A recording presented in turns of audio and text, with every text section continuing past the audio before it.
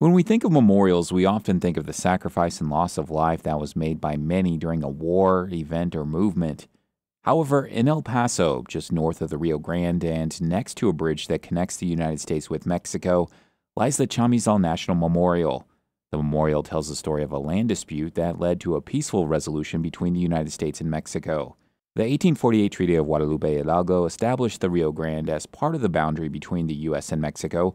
However, years later, a massive flood complicated that agreement. Nestor Valencia, a former chief planner for El Paso, is one of few still alive who worked towards the Chamizal Treaty. The river flooded the area between El Paso and Juarez, and it changed channel from the 1852 to the 1864, leaving about 437 acres of land north of the new overnight channel.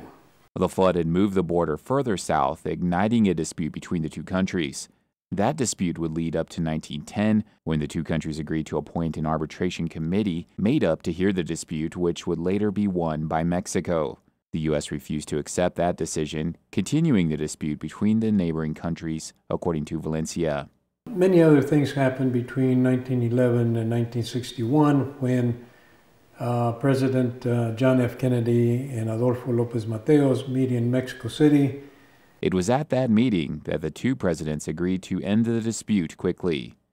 After President Kennedy's assassination, President Lyndon Johnson followed through with the agreement that Kennedy had made with López Mateos, and in 1964, the two presidents unveiled the new boundary marker that separated the two countries. One of the final agreements between the United States and Mexico was to establish a memorial on both sides of the border to honor the peaceful solution. Ann Doherty Steffen with the National Park Service works at the Chamizal National Memorial in El Paso. She shares what visitors can find there. Depending on the time of year, it varies. We do have 3 gallery spaces, and the exhibits and art shows rotate throughout the year.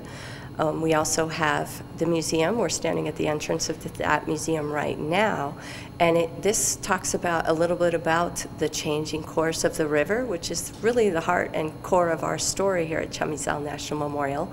It is at the memorial where you can also gain a sense of shared history between the two countries. According to Nestor Valencia, the agreement helped not only both countries, but the two border cities of El Paso and Juarez. The thing about the Chamizal is that it was a dispute that was